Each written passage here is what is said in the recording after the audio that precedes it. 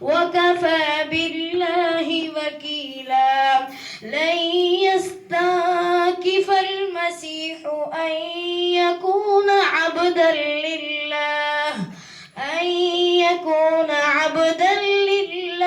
ولا الملائكة المقربون ومن يستنكف عن عبادته ويستكبر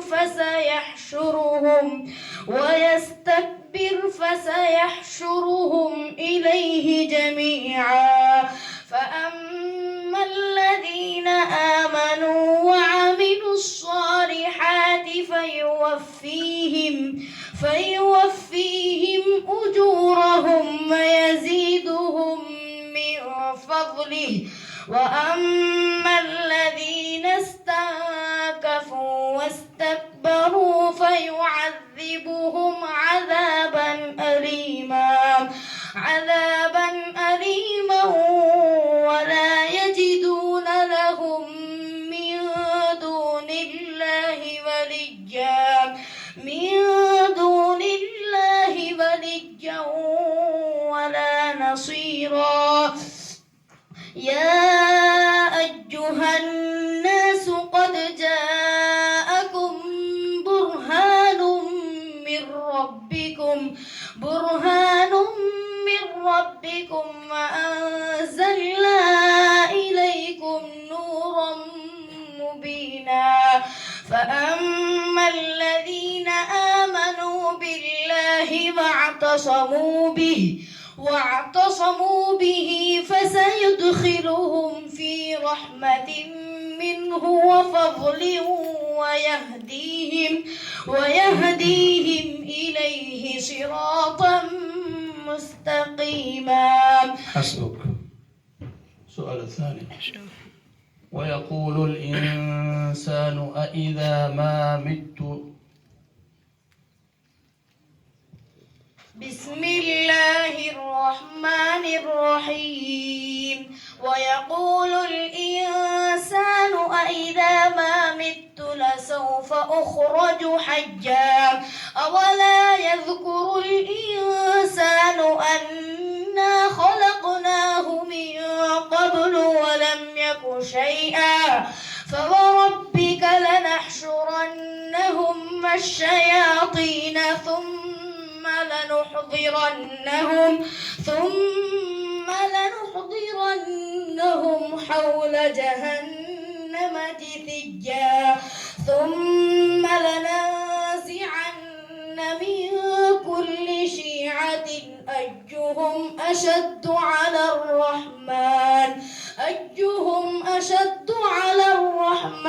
عتيا ثم لنحن أعلم بالذين هم أولى بها صليا وإن منكم إلا واردها كان على ربك حتما مقضيا ثم ننجي الذين اتقوا فنذر الظالمين فيها جثيا وإذا تتلى عليهم آياتنا بينات قال الذين كفروا للذين آمنوا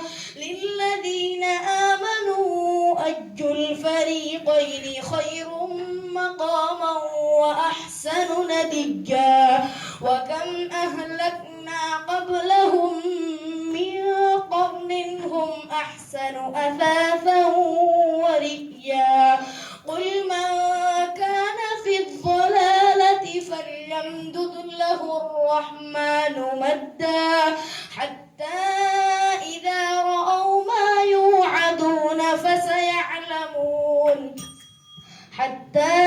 إذا رأوا ما يوعدون إما العذاب وإما الساعة فسيعلمون من هو شر مكانا وأضعف جندا ويزيد الله الذين اهتدوا هدى والباقيات الصالحات خير عند ربك ثوابا وخير مردا. حسبك.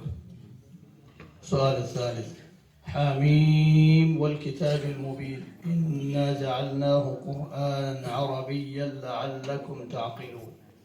بسم الله الرحمن الرحيم. حميم والكتاب المبين إنا جعلناه قرآنا عربيا لعلكم تعقلون. وإنه في أم الكتاب لدينا لعلي حكيم. أفنضرب عنكم الذكر صفحا أن كنتم قوما مسرفين. وكم أرسلنا من نبي في الأولين وما يأتيهم من نبي إلا كانوا به يستهزئون. فأهلكنا أشد منهم بطشا ومضى مثل الأولين. ولئن سألتهم من خلق السماوات والأرض ليقولن خلقهن العزيز العليم. الذي جعل لكم الأرض مهدا وجعل لكم فيها سبلا لعلكم تهتدون. والذي نزل من السماء ماء بقدر فأنشرنا به بلدة ميتا كذلك تخرجون. والذي خلق الأزواج كلها وجعل لكم من الفلك والأنعام ما تركبون لتستووا على ظهوره ثم تذكروا نعمة ربكم إذا استويتم عليه وتقولوا سبحان الذي سخر لنا هذا وما كنا له مقرنين وإنا إلى ربنا لمنقلبون. وجعلوا له من عباده جزءا إن الإنسان لكفور مبين. حسبك. صدق الله العظيم. मुसाहिम नंबर 54।